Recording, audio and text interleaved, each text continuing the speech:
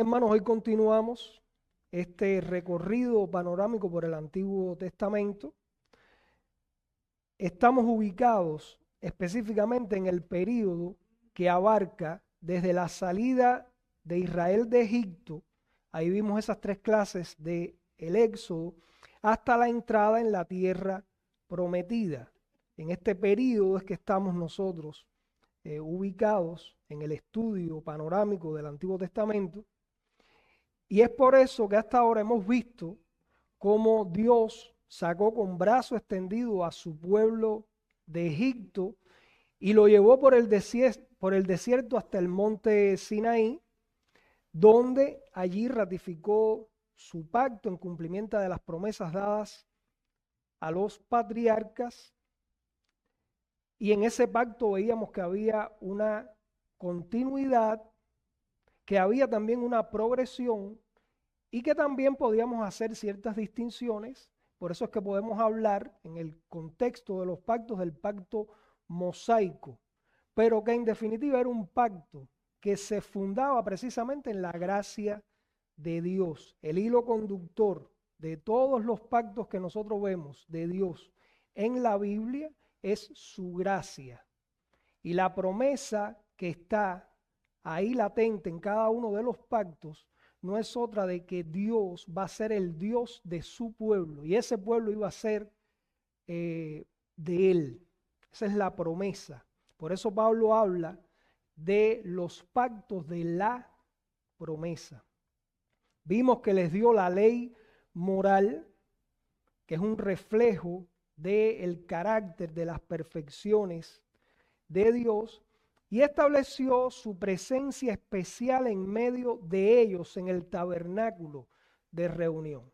Ahí nos quedamos en la clase pasada, cómo Dios, a pesar de la infidelidad de ese pueblo, de cómo fueron rebeldes y de dura cerviz, y prácticamente después de haber visto las manifestaciones gloriosas de Dios allí en el monte Sinaí, donde el monte retumbaba y los relámpagos y el fuego y la nube de humo, ellos al poco tiempo construyeron un becerro de oro y se inclinaron, lo adoraron.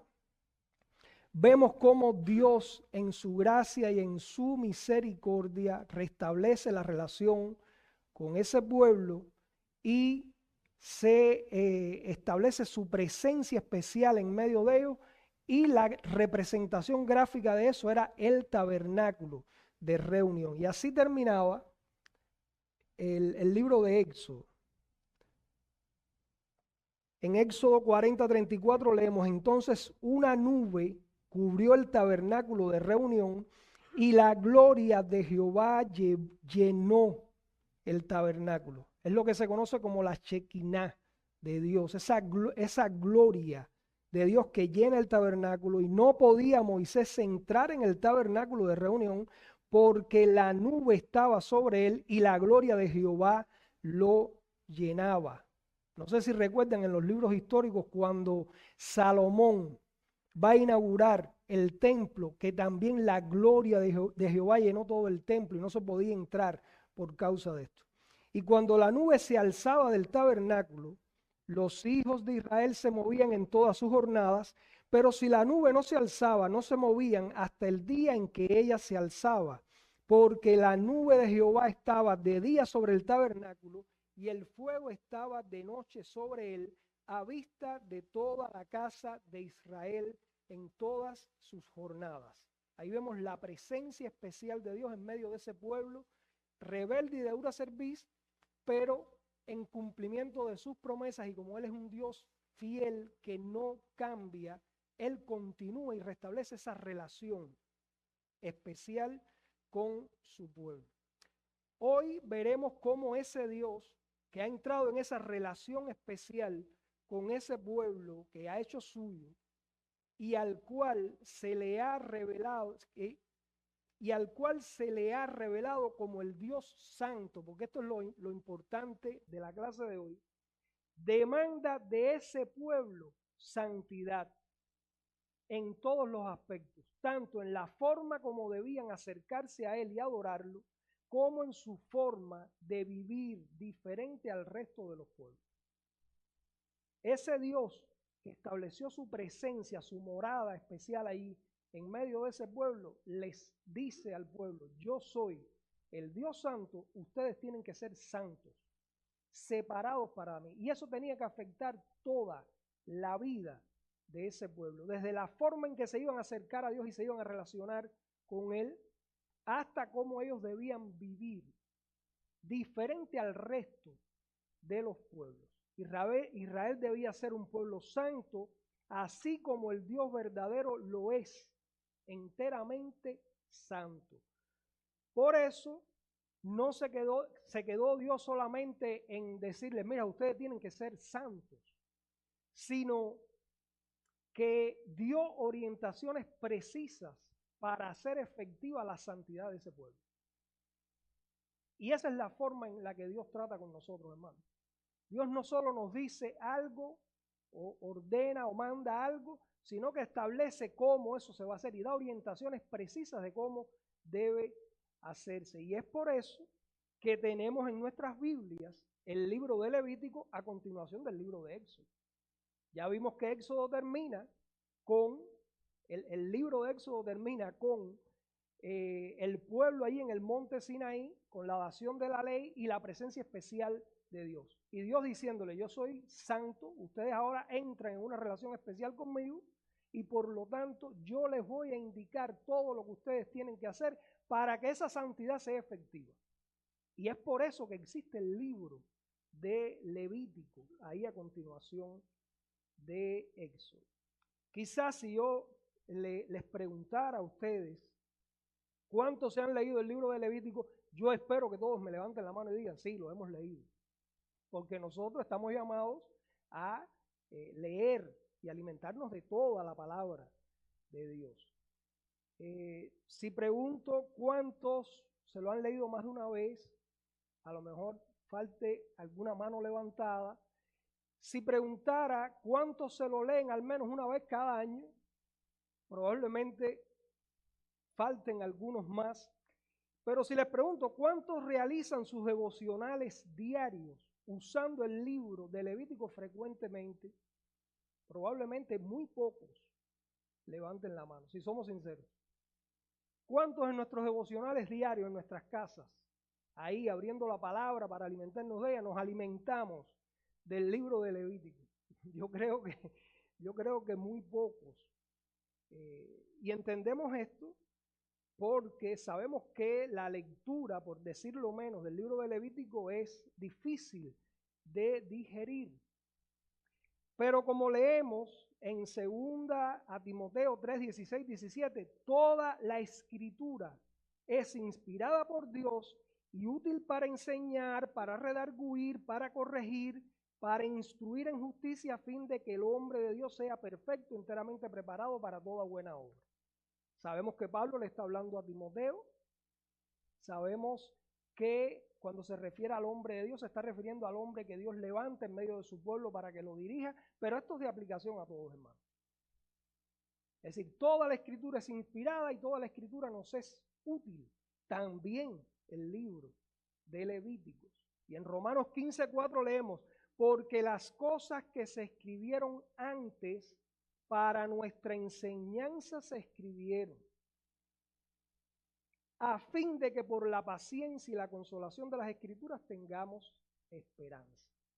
Por lo tanto, nosotros debiéramos ir con más frecuencia también ahí al libro de Levíticos, alimentarnos de todo lo que Dios nos enseña ahí. Fíjense si es así, que cómo podríamos entender un texto tan importante de la palabra que nos habla de la muerte vicaria de nuestro Señor Jesucristo, su sacrificio ahí en la cruz, su importancia, significado y necesidad dentro del plan de redención de Dios, como leemos en Hebreos 9, 22 al 28. Si no conocemos ni entendemos su antecedente en el Antiguo Testamento, específicamente en el libro de Levítico. Cuando nosotros hoy veamos los aspectos más importantes del libro de Levítico, vamos a ver la relación que tiene con este texto del Nuevo Testamento. De hecho, el autor a los hebreos le está escribiendo a judíos que conocían estas cosas. Y está haciendo referencia precisamente al libro de Levítico. Miren lo que dice, cómo dice este pasaje. Y casi todo es purificado según la ley con sangre. Y sin derramamiento de sangre no se hace remisión. Fue pues necesario que las figuras de las cosas celestiales fuesen purificadas así. Ahí se hace alusión a cómo en el ritual que se hacía del derramamiento de la sangre del becerro que se sacrificaba, todos los utensilios dentro del tabernáculo y el tabernáculo mismo eran rociados con la sangre. Por eso dice, pero las cosas celestiales mismas con mejores sacrificios que estos, porque no entró Cristo, y ahí nos está hablando de la obra redentora de Cristo, en el santuario hecho de mano, figura del verdadero, sino en el cielo mismo, para presentarse ahora por nosotros ante Dios y no para ofrecerse muchas veces como entra el sumo sacerdote en el lugar santísimo cada año con sangre ajena. Ahora imagínense ustedes leyendo un pasaje como este sin que haya nadie que les explique el por qué toda esta referencia que se hace aquí del sacrificio y de la sangre y de la expiación, si no tuvieran en sus Biblias el libro de Levítico. Qué difícil sería poder entender algo tan importante como es la obra de redención en la palabra. Continúa este texto diciendo, de otra manera le hubiera sido necesario padecer muchas veces desde el principio del mundo, pero ahora en la consumación de los siglos se presentó una vez para siempre por el sacrificio de sí mismo para quitar de en medio el pecado. Y de la manera que está establecido para los hombres que mueran una sola vez y después de esto el juicio. Hermanos, no crean en nada de eso que sale por ahí de personas que dicen que murieron y fueron al cielo y vieron a Dios. La Biblia, que es la palabra de Dios, en lo que nosotros tenemos que creer, dice que está establecido para los hombres que mueran una sola vez. Así que el que le pasó eso no murió. Y después de esto el juicio. Así también Cristo fue ofrecido una sola vez para llevar los pecados de muchos y aparecerá por segunda vez sin relación con el pecado para salvar a los que le esperan. Si no tenemos el entendimiento de Levítico, nos cuesta trabajo entender esto. De ahí la importancia de que nosotros en este estudio panorámico del Antiguo Testamento nos detengamos específicamente en todas estas regulaciones que Dios le da al pueblo de Israel ahí al pie del monte Sinaí. Y volviendo ahí al punto histórico, Dios demandó la santidad de Israel ahí en el desierto con orientaciones específicas, las cuales miraremos ahí en el libro de Levítico bajo los siguientes encabezados a modo de bosquejo. Y por supuesto esto no será un análisis exhaustivo de Levítico, sino aquellas cuestiones fundamentales que nos permitan desde el punto de vista de la narración histórica o la visión panorámica del Antiguo Testamento ubicarnos ahí.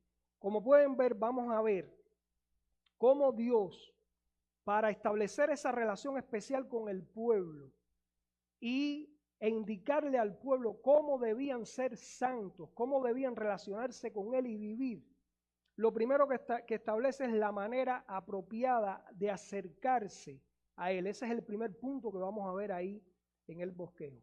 Y vemos estos tres acápites, que es por medio de los sacrificios, por la consagración sacerdotal. No cualquiera podía hacer los sacrificios, ni se podían hacer en el lugar que tú quisieras.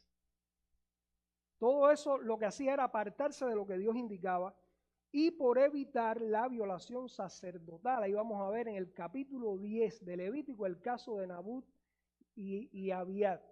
Nadab y Abiat, los hijos de Aarón. Vamos a ver en segundo lugar la manera apropiada en la que un pueblo santo debía vivir. No solamente era la relación del pueblo con Dios, sino cómo ellos debían vivir en medio de pueblos que eran totalmente impíos y apartados de la verdad de Dios. Ahí vamos a ver la purificación, la expiación anual que debía hacerse en el capítulo 16, que es un capítulo clave en el libro de Levítico, y la separación del pecado. En tercer lugar, vamos a ver las celebraciones apropiadas para una nación santa. Ellos debían realizar determinadas fiestas anuales que tenían que ver con toda la experiencia que ellos habían vivido con Dios. Ahí tenemos la Pascua, ahí tenemos Pentecostés, que indicaban eso, cómo Dios los había rescatado, los había redimido, y era para memoria, era un memorial. Y otras instrucciones para ese pueblo que Dios demandaba, en el que Dios demandaba santidad. Todo lo relacionado con la preparación del tabernáculo, lo que tendría que haber dentro, el año de reposo de la tierra, el jubileo, las promesas y amonestaciones que después las vemos nuevamente ahí en Deuteronomio, y lo relacionado con los diezmos. Ahora, ¿cuál es el objetivo que nosotros perseguimos, hermanos, con esta clase? Lo perseguimos, este objetivo lo perseguimos desde que comenzamos el estudio panorámico del Antiguo Testamento, pero hoy específicamente, aquí cuando veamos estas cosas que no son muy atractivas, que nos cuesta trabajo a lo mejor leerlas, digerirlas, lo que buscamos es incentivarlos a que lean, mediten, estudien Levítico. Vayan allí a sus Biblias, al libro. Hoy vamos a presentar de forma panorámica todo lo que tiene que ver con esas regulaciones, pero vayan allí, léanlas, estudienlas, mediten en ellas, para que puedan deleitarse más y mejor, con un mejor entendimiento en la obra salvífica de nuestro Señor Jesucristo. ¿Quieren de verdad comprender en toda su cabalidad ese sacrificio vicario de Cristo en la cruz del Calvario? Y no solamente tener un conocimiento básico de eso. Quieren entrar en sus interioridades y poder deleitarse en eso y poder comprenderlo y poder tener una mejor relación con ese Dios que te ha salvado. Estudien Levítico, es nuestro interés que lo estudien y que mediten en él. Vamos a ver el primero de estos puntos, que es la manera apropiada de acercarse a un Dios santo. Y lo primero que vamos a ver ahí es lo relacionado con los sacrificios. Aquí debemos primero ver el significado contenido en los sacrificios. Es lo primero que vamos a dilucidar, a ver. El porqué de los sacrificios. ¿Por qué razón demanda Dios sacrificios para que el pueblo pueda relacionarse con Él adecuadamente? Ahí en su presencia especial en el tabernáculo. Y es que mediante los sacrificios se hace expiación, es decir, se cubren los pecados. Recuerden que estamos en la presencia de un Dios que es enteramente santo, apartado totalmente del pecado, no tiene relación alguna con el pecado. Por lo tanto, el que se acerca a Él tiene que tener los pecados cubiertos. De ahí la expiación, porque mediante los sacrificios se hace sustitución. Ustedes van a ver ahí en los textos que vamos a leer cómo al poner las manos encima de el sacrificio, sea el chivo expiatorio o el becerro, lo que se está haciendo es una transferencia de la culpa. Y te estás identificando con ese animal que va a ser sacrificado. Es como si tú mismo estuvieras muriendo allí. Y el pecado muere allí. Hay consagración tanto de los sacerdotes, cualquiera no puede oficiar los sacrificios, como también de los animales que se separan de acuerdo a sus características. Tenían que ser perfectos, lo mejor es lo que se le entrega a Jehová. También la mayordomía de los bienes. Tenían que dar las primicias y de lo mejor que tenían, y eran animales perfectos que se reservaban para Dios. Había comunión gozosa, porque habían sacrificios que se quemaban en parte, pero había otra parte que la comían todos juntos con los sacerdotes. Y también vamos a ver eso en las fiestas solemnes, cómo hay comunión y hay adoración, porque el sacrificio, según lo ordenado por Dios, subía en olor fragante de sincera y obediente adoración a Él. Que dicho sea de paso, hermanos, lo que Dios finalmente mira no es el sacrificio en sí, sino tu corazón cuando tú estás ofrendando, cuando tú estás haciendo el sacrificio. Por eso es que vemos en muchas partes del Antiguo Testamento, sobre todo los profetas, hablar de que Dios no se complace en los sacrificios en sí, sino en que el pueblo haga misericordia y justicia. Es el corazón lo que más interesa. Y cuando hablamos del corazón estamos hablando de la esencia de lo que somos, del asiento de nuestra personalidad. Eso es lo que nosotros debemos entregar a Dios e ir y presentarlo como sacrificio a Dios. Además, esos sacrificios podían ser cruentos, es decir, con derramamiento de sangre, imponiendo las manos sobre el animal que el mismo oferente degollaba, y también incruentos porque se hacían ofrendas sin sangre, que eran ofrendas de alimento u oblación. Se hacía un acercamiento, como por ejemplo, vamos a leer en los textos, la flor de harina, que era una harina muy fina, que con aceite se presentaba y se quemaba con incienso. Y se ofrecían los frutos de la tierra, que representaban el fruto de la labor de la mano de obra, y se ofrecían sin levadura ni miel. Nada que pudiera alterar esta ofrenda. Y la levadura, desde el punto de vista espiritual, es sinónimo de contaminación. Nada que estuviera contaminado por el pecado. Miremos estas cosas ahí en este texto, Levítico 1, del 1 al 9. Solo por poner un ejemplo. Dice, llamó Jehová a Moisés y habló con él desde el tabernáculo de reunión. Recuerdan que terminamos Éxodo ahí con el tabernáculo, la presencia especial de Dios, su gloria, su chequiná encima del tabernáculo, y llenó todo el tabernáculo, y Moisés no podía entrar hasta que Dios lo llama ahí a la puerta del tabernáculo de reunión diciendo, habla a los hijos de Israel y diles, cuando alguno de entre vosotros ofrece ofrenda a Jehová de ganado vacuno u ovejuno, haréis vuestra ofrenda. Si su ofrenda fuere holocausto vacuno, macho, sin defecto, ahí vemos el tipo de ofrenda que se hacía, lo mejor para Dios, le ofrecerá. De su voluntad lo ofrecerá a la puerta del tabernáculo de reunión delante de Jehová, no en otro lugar.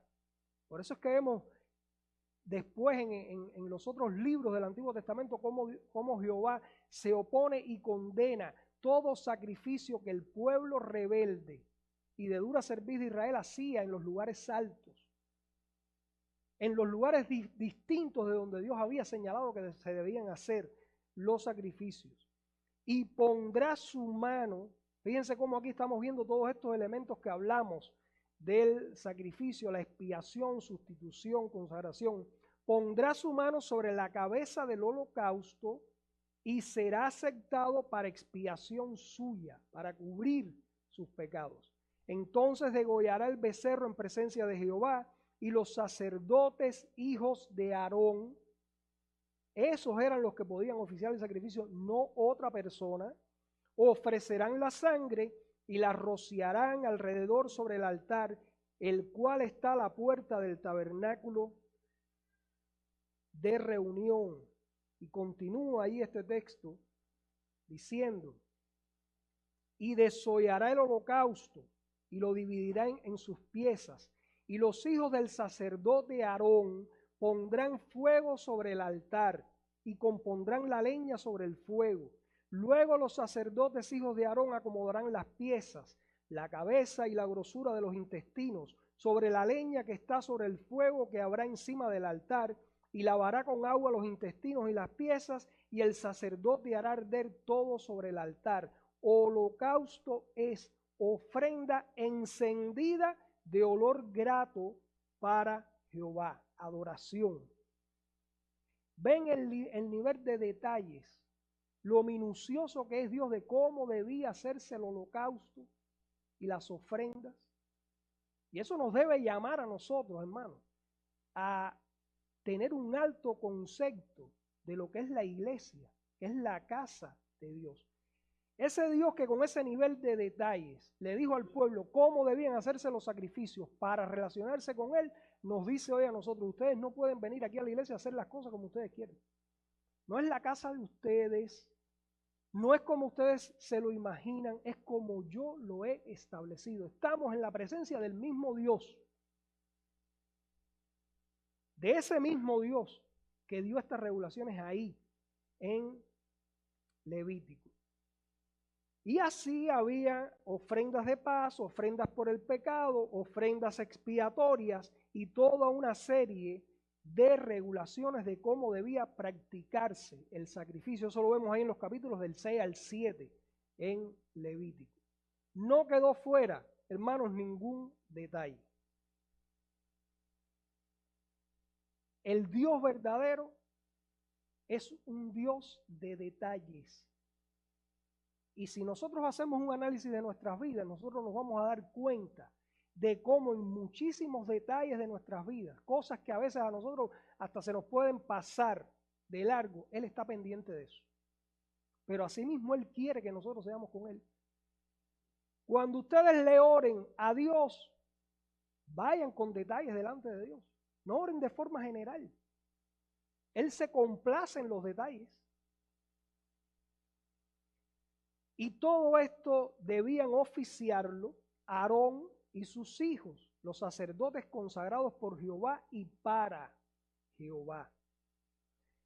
Debemos decir que en los tiempos patriarcales, por ejemplo, cuando nosotros vemos la historia de Abraham, la historia de Job, el papel de los sacerdotes era representado por los jefes de familias que ofrecían sacrificios por sus propias familias. Ahí en Job 1:5 lo vemos. Como Job, sabiendo que sus hijos probablemente eran impíos y pecaban contra Dios, cada vez que hacían sus fiestas, él ofrecía un sacrificio. Job era el sacerdote de su casa, de su familia. Así eran los tiempos patriarcales.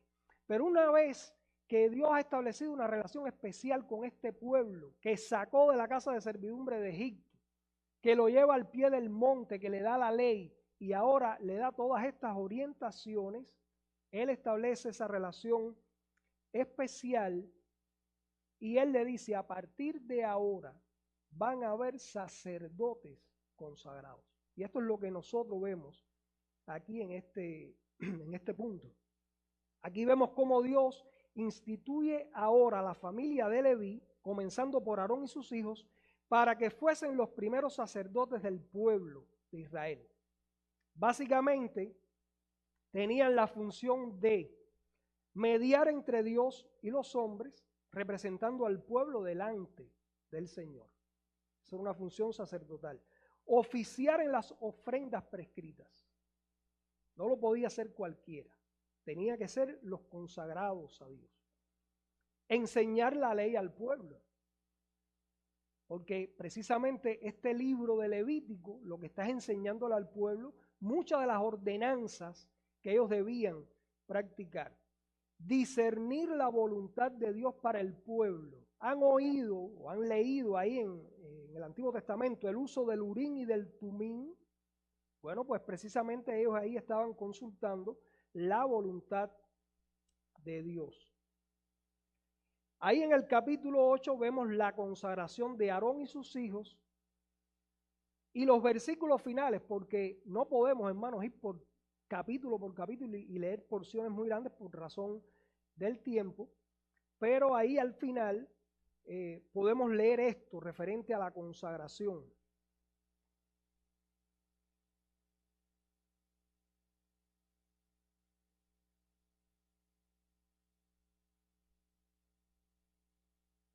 Dice, cuando alguna persona ofreciera oblación a Jehová, su ofrenda será flor de harina, sobre la cual echará aceite y pondrá sobre ella incienso y la traerá a los sacerdotes, hijos de Aarón, y de ello tomará el sacerdote su puño lleno de la flor de harina y del aceite con todo el incienso y lo hará arder sobre el altar para memorial. Ofrenda encendida es de olor grato a Jehová.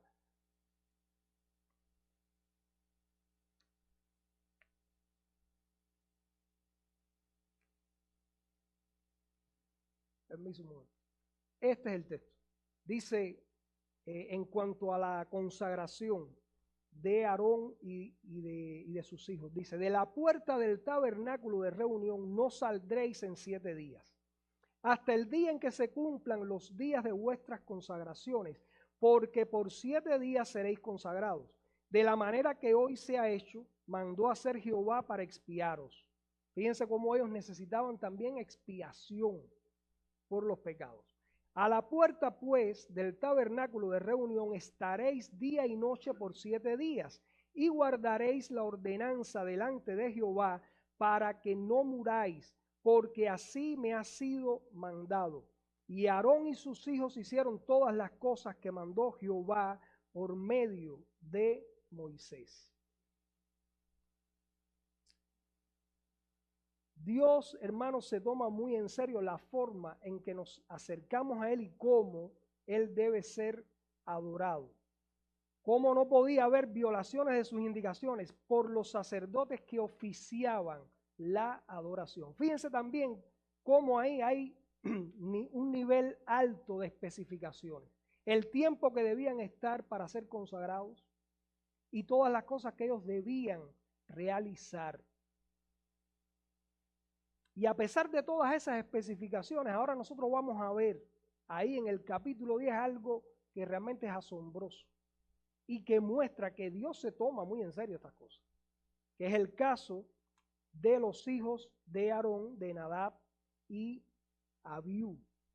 Eso lo vemos aquí en este pasaje de Levítico 10, del 1 al 3. Nadab y Abiú, hijos de Aarón, tomaron cada uno su incensario y pusieron en ellos fuego, sobre el cual pusieron incienso y ofrecieron delante de Jehová fuego extraño que él nunca les mandó. Y si van a hacer la pregunta, ¿cuál es el fuego extraño? Imagínense, hay diversidad de criterios en cuanto a esto. Pero lo más importante no es saber exactamente cuál era el fuego extraño. Yo pienso, mi criterio muy particular, es que ellos debían haber tomado fuego del altar, porque después en otros pasajes lo vemos, de ahí del holocausto, del sacrificio, para introducirlo en el tabernáculo, y no lo hicieron así. Lo cierto es que tomaron un fuego que Dios nunca les mandó. Hermanos, estos hijos de Aarón acababan de ser consagrados por Dios. Dios les había dado todas esas especificaciones, 7 días en la puerta del tabernáculo sin salir, de la forma en que ellos debían estar allí.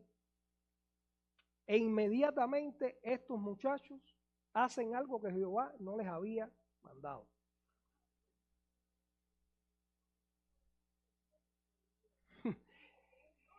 Exacto, y esto guarda relación con lo que nosotros como iglesia entendemos, hermanos, acerca de cuál es el principio que debe regir la adoración nuestra. Es el principio regulador de la adoración.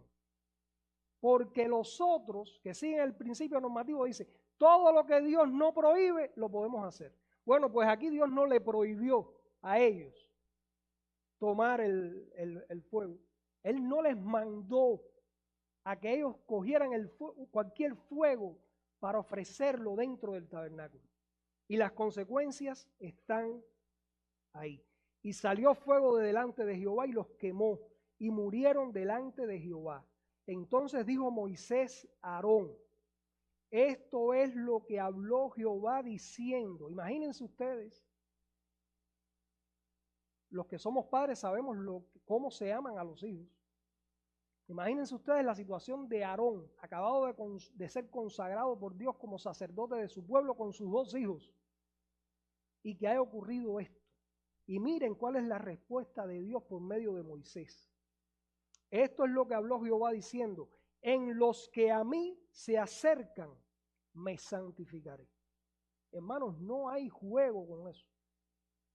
Si hoy por hoy Dios no fulmina, como hizo con estos muchachos, a muchísimos que hoy están ofreciendo un fuego extraño delante de Él, es por su gracia y su misericordia.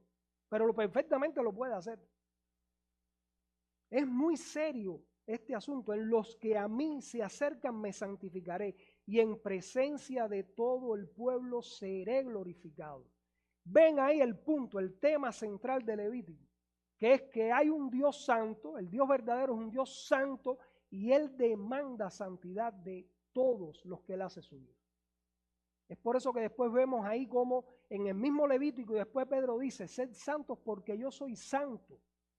Él no quiere ni concibe que nosotros seamos menos que santos. Por eso sin santidad nadie verá al Señor. Y Aarón cayó. No se desplomó, cayó de que no dijo una palabra. Lo dejó Dios sin palabra. No podía decir nada. Y esto habla de la grandeza de Dios, de su magnificencia, habla de su santidad. Bien, ahora pasemos a ver el segundo punto del bosquejo, la manera apropiada en la que ese pueblo santo debía vivir. Ya vimos en toda esta primera parte cómo el pueblo santo debía acercarse y adorar a Dios con ciertas especificaciones.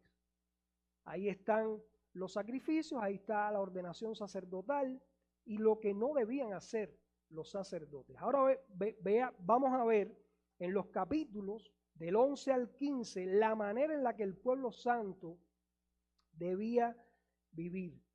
Para esto era importante tener en cuenta qué animales podían comer y cuáles no. Animales limpios e inmundos. Dicho sea de paso, después de el sacrificio redentor de Cristo, su ascensión, su resurrección, ascensión, y en este tiempo de la iglesia del Israel espiritual, ahí tenemos en el relato de Hechos cómo Dios en una visión le muestra a Pedro que ya no habían esa distinción de animales inmundos y animales puros. Esas regulaciones específicas en cuanto a la alimentación fue algo que quedó abolido. No así la ley moral de Dios, que es un reflejo del carácter y la grandeza de Dios. Pero estas ordenanzas sí. Ahí, cuando Dios le da estas ordenanzas al pueblo en el desierto, tenían sentido. Tanto porque iban a mostrar la diferencia con el resto de los pueblos, como por razones higiénicas para ser preservados en las condiciones en las que ellos estaban viviendo allí en el desierto. Lo referente a la purificación de la mujer después del parto, con la diferenciación de si daba a luz un varón o una hembra. Por ejemplo, cuando nosotros leemos ahí en Lucas cómo Cristo fue presentado el 8º día, se hace alusión a esto de Levítico. Cómo tratar las diversas enfermedades, específicamente la lepra y cualquier otra impureza física. Hay toda una regulación de esto.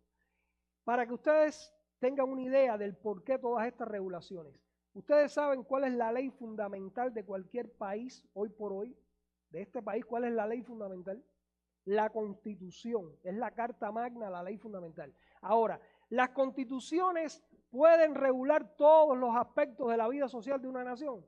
No, van a principios generales que se establecen allí. Y después están las leyes positivas y las leyes procesales que van a las cosas específicas de las que habló la Constitución. Bueno, la carta magna de este pueblo era la ley moral de Dios, y entonces aquí ahora Dios les está dando todas estas leyes ceremoniales, ordenanzas, que instituían cómo el pueblo debía vivir.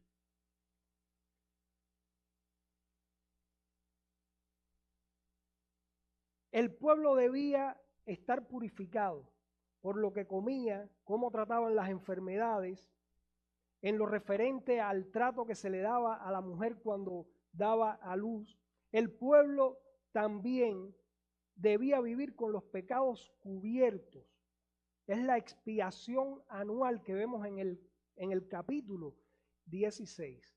En este capítulo 16 de Levítico se dan detalles de cómo el sumo sacerdote debía expiar sus propios pecados y los del pueblo. Se indica cómo Aarón no podía entrar sino solo una vez al año en el lugar santísimo y con las santas vestiduras sacerdotales, y se explica cómo se tomaba de la congregación 2 machos cabríos para expiación y un carnero para el holocausto.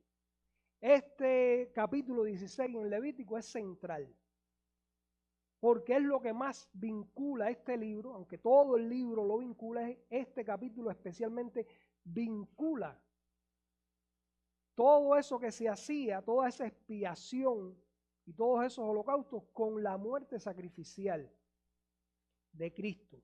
Se echaba suerte sobre los machos cabríos, uno era inmolado, es decir, degollado, y el otro llevado al desierto cargando el pecado del pueblo. Ustedes han oído, por supuesto, han oído cómo se habla de la remisión del pecado. La remisión del pecado, eso viene de la palabra remitir. Significa que el pecado es echado fuera, lejos. Se lleva fuera del campamento. ¿Dónde murió Cristo? Fuera de la puerta de Jerusalén, fuera de Jerusalén. Miremos Levítico 16, 21 y 22. Y pondrá Aarón sus 2 manos sobre la cabeza del macho cabrío vivo. Acuérdense que se hace ahí una... se escoge cuál iba a ser sacrificado, se echan suerte sobre ellos, uno va a ser inmolado, el otro va a ser llevado al desierto. Y pondrá Aarón sus 2 manos sobre la cabeza del macho cabrío vivo y confesará, miren esta parte que es importante, hermano, confesará sobre él todas las iniquidades de los hijos de Israel. Acuérdense que esta es la expiación anual. Pero ahí en Levítico está establecido que cada vez que uno del pueblo pecare, debía ir y hacer un sacrificio en el tabernáculo. Imagínense cuántos sacrificios, cuánto derramamiento de sangre de toros y de machos cabríos, que como dice Hebreo, no quitaban el pecado. Pero esta es la expiación anual. Todas sus rebeliones y todos sus pecados, poniéndolos así sobre la cabeza del macho cabrío, y lo enviará al desierto por mano de un hombre destinado para esto. Y aquel macho cabrío llevará sobre sí todas las iniquidades de ellos a tierra inhabitada. ¿No les suena familiar esto? Que el macho cabrío llevaba todas las iniquidades del pueblo. ¿No vemos eso en nuestro Señor Jesucristo? Que lleva sobre sí nuestras iniquidades y dejará ir al macho cabrío por el desierto, fuera del campamento. Remite el pecado, lo envía lejos.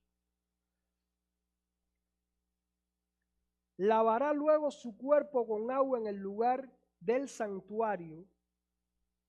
Dice, continúa el texto, y después de ponerse sus vestidos saldrá y hará su holocausto y el holocausto del pueblo. El sacerdote también tenía que expiar sus pecados y hará la expiación por sí y por el pueblo, y quemará en el altar la grosura del sacrificio por el pecado.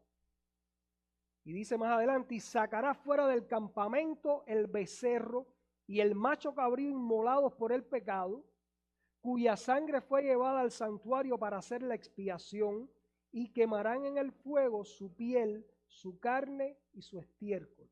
Recuerden que de los machos cabríos uno es inmolado y también un becerro es inmolado. Se hace el holocausto y después la piel y los restos son llevados fuera del campamento también y allí quemados. El fuego es una señal de purificación. Todo esto lo que está representando, hermanos, es la purificación del pecado. De que es un pueblo pecador, que no se puede relacionar con un Dios que es santo. De ahí la importancia de Cristo para nosotros. Si Dios no nos hubiera dado a Cristo, que esa es la salvación, nosotros hoy no podíamos estar aquí adorando a los hermanos.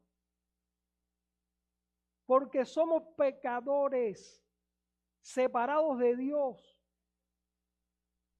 destituidos de su gloria, que merecemos la condenación en el infierno. Y por su gracia y por su misericordia, cuando Él te regala a Cristo y te une a Cristo, es que entonces tú restableces esa relación con Él y te puedes relacionar con Él. Eso es lo que nosotros vemos ahí en ese tipo de expiación.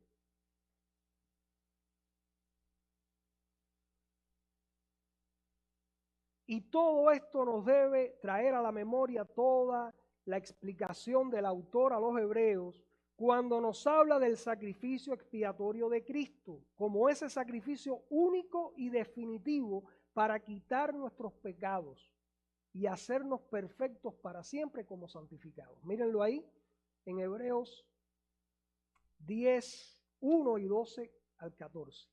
Porque la ley, teniendo la sombra de los bienes venideros, y se está refiriendo específicamente a esto que acabamos de ver ahí en Levítico, no la imagen misma de las cosas, nunca puede, por los mismos sacrificios que se ofrecen continuamente cada año, hacer perfectos a los que se acercan.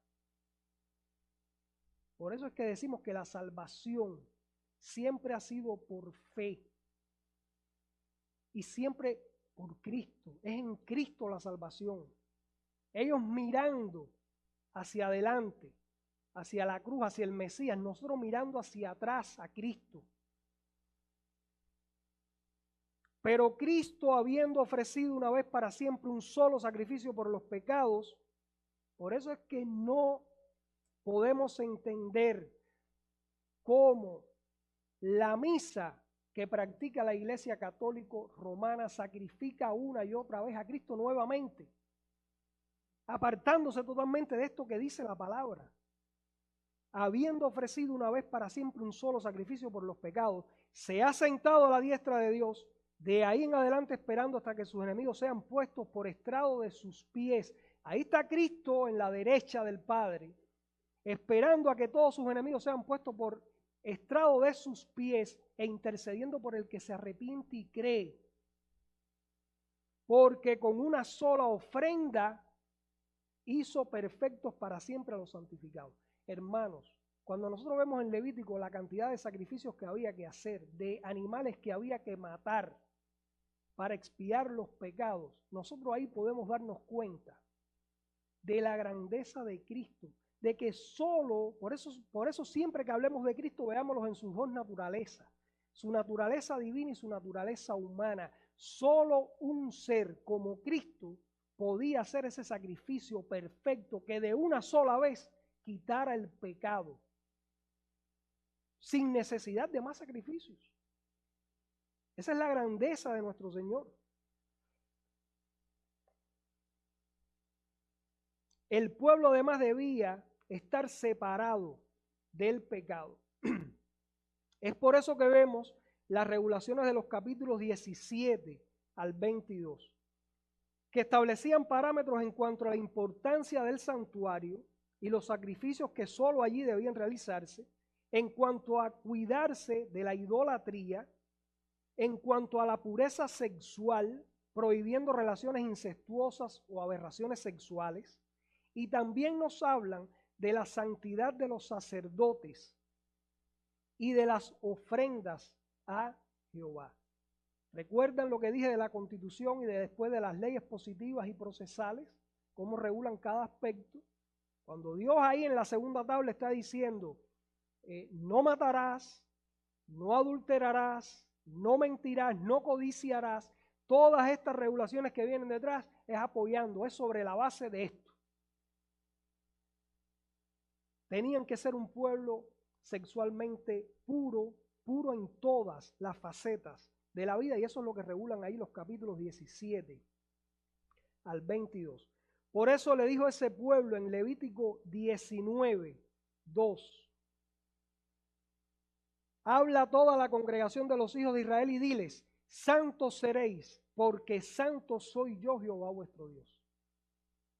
¿Cuántas veces han oído ustedes esa expresión? Y a lo mejor la han repetido. Bueno, mírenla ahí en Levítico 19. Y después cuando Pedro, en su primera carta, habla acerca de esto, está haciendo alusión precisamente a este pasaje.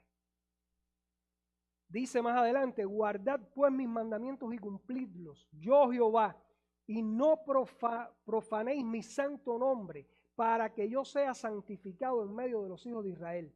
Yo Jehová que os santifico, que os saqué de la tierra de Egipto para ser vuestro Dios, yo Jehová. ¿Ven ahí la promesa de Dios? Él iba a ser el Dios de ese pueblo. Pero junto con esa promesa vienen las exigencias de cómo debía ser ese pueblo.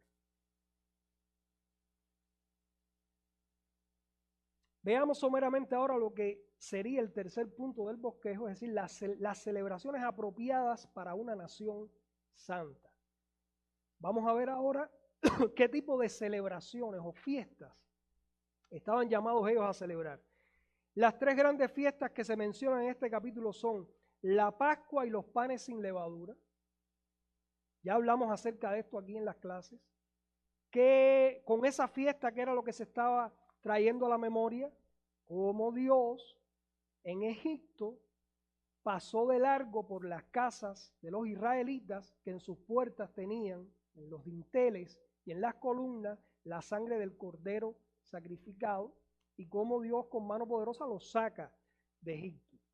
Pentecostés, 50 días después de la Pascua, que coincidía con el aniversario de la entrega de la ley en el monte Sinaí, esa constitución de la que yo les hablo, y la fiesta de los tabernáculos, que consistía en habitar en tiendas durante una semana para recordar los días que pasaron en el desierto.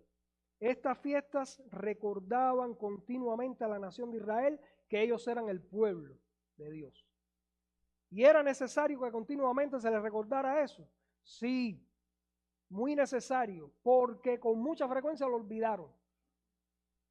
Así como nosotros tenemos diariamente que recordarnos que estamos en Cristo, que le pertenecemos, que Él es nuestro Señor y nosotros somos sus esclavos, y que si decimos que andamos en Él, debemos andar como Él anduvo. Y por último, Levítico termina con otras instrucciones para un pueblo santo. Aquí lo más significativo es lo referente al uso y disponibilidad de la tierra y el rescate que se hacía de ella y del israelita esclavo en el año de jubileo. Porque Dios es el verdadero soberano sobre todas las cosas, sobre la tierra y sobre el pueblo también, sobre la vida de cada persona.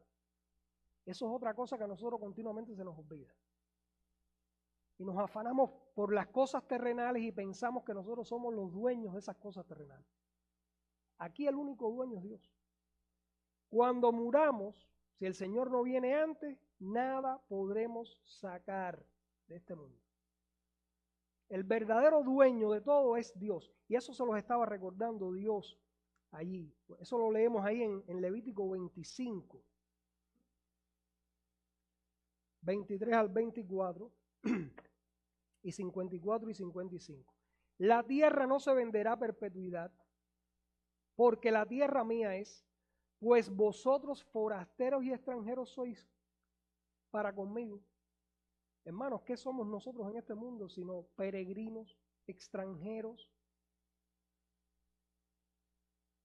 Que nuestra mirada donde tiene que estar centrada es en la Jerusalén celestial, Nuestra ciudadanía no es de aquí, de este mundo, dice la palabra. Por tanto, en toda la tierra de vuestra posesión otorgaréis rescate a la tierra. Y si no se rescatara en esos años, ahí está hablando específicamente de la persona y fundamentalmente del israelita, que por causa de la pobreza, por una situación económica determinada, se vende como esclavo. Y si no se rescatare, porque existía el rescate de los parientes, recuerdan lo que hizo Boaz con Ruth, en el año del jubileo, saldrá él y sus hijos con él, porque mis siervos son los hijos de Israel, son siervos míos, a los cuales saqué de la tierra de Egipto. Ahí les estaba diciendo a los que adquirían a determinadas personas del pueblo de Dios, tú no eres el verdadero dueño de él. Él es un siervo mío. Por lo tanto, en el año de jubileo, a los 50 años, cuando se celebraba el jubileo, esa persona tiene que quedar libre. Y déjenme decirle que estas dos medidas, del rescate de la tierra y el rescate de los esclavos, hizo que mientras el pueblo las cumplió, hubiera poca pobreza y poca esclavitud dentro del pueblo de Israel. Ahora, a modo, también lo referente a los diezmos, habla ahí Levítico 27, y ya con esto termina ahí el libro, dice, y todo diezmo de vacas o de ovejas, de todo lo que pasa bajo la vara, el diezmo será consagrado a Jehová. No mirará si es bueno o malo, ni lo cambiará, y si lo cambiare, tanto él como el que se dio en cambio serán cosas sagradas, no podrán ser rescatadas. Habla también acerca del diezmo. Nos quedan 2 minutos y ya vamos a concluir. ¿Tiene el libro de Levítico aplicación en nuestra vida cristiana hoy? Es decir, después de todo esto que nosotros hemos visto, ¿creen ustedes que tiene aplicación para nuestra vida hoy? Sí, a ver, Mirtica, tú querías decir algo.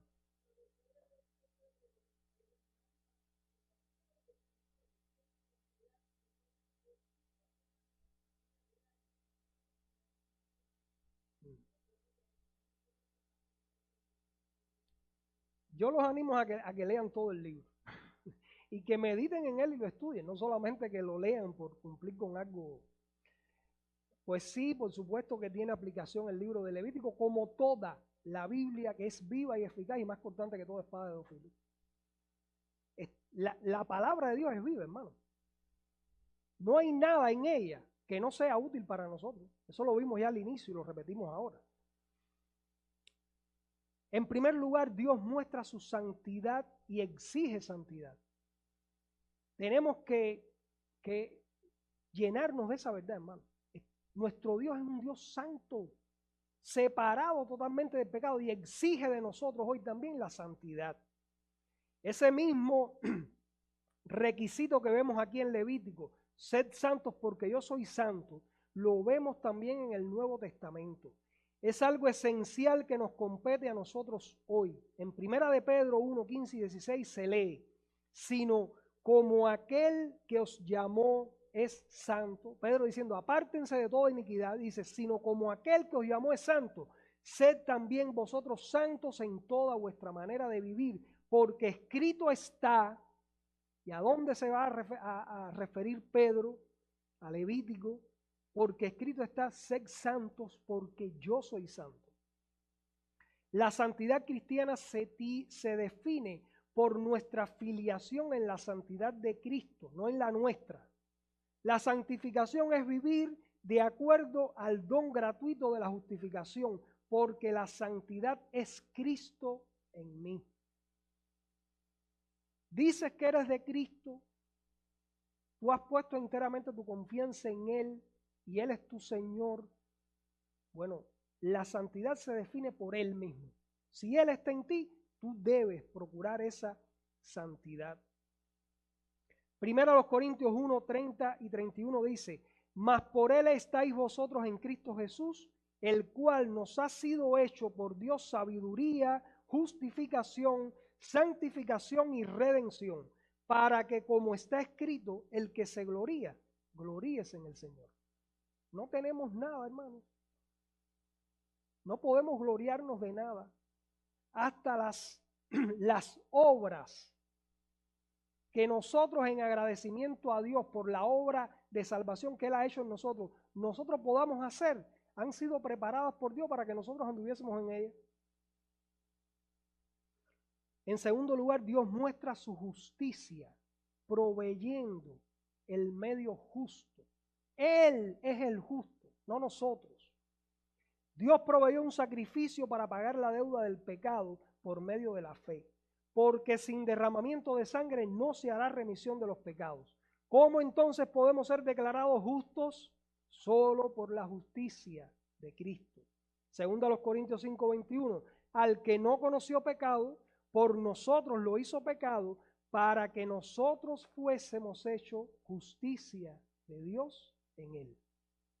En tercer lugar, Dios muestra su amor, proveyendo a su unigénito Hijo.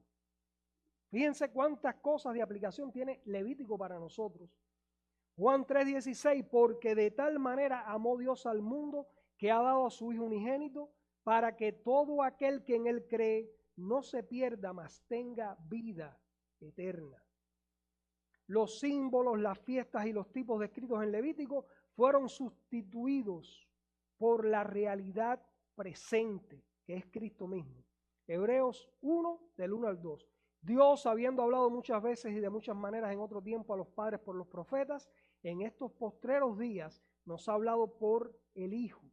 Nos ha hablado en Hijo, dicen algunos comentaristas, a quien constituyó heredero de todo y por quien asimismo hizo el universo. Fíjense lo que dicen aquí ya para terminar estos autores sobre la pertinencia de Levítico para hoy. En la fe los pecados se dejan sobre el Cordero de Dios, quien como el chivo expiatorio del día de la expiación quita el pecado del mundo, como leemos ahí en Juan 1:29. Si no se comprenden el lenguaje ni los símbolos de Levítico, ¿cómo puede llegarse a la comprensión plena del significado profundo del Nuevo Testamento? Hermanos, leamos toda la Biblia, leamos también Levítico, estudiemos Levítico y veamos allí a nuestro Señor y deleitémonos en Él. De esta forma terminamos. Padre, gracias por este tiempo. Gracias por mostrarnos cómo en toda la Biblia tú nos hablas de tu Hijo, de tu plan maravilloso de redención para tu pueblo. Gracias por mostrarnos tu santidad, tu amor, tu grandeza y cómo tú nos exiges que nosotros también seamos santos. Ayúdanos para que con el poder de tu Espíritu Santo obrando en nosotros, nosotros procuremos esa santidad que tú demandas de nosotros y perdona nuestros pecados. Por Cristo Jesús. Amén.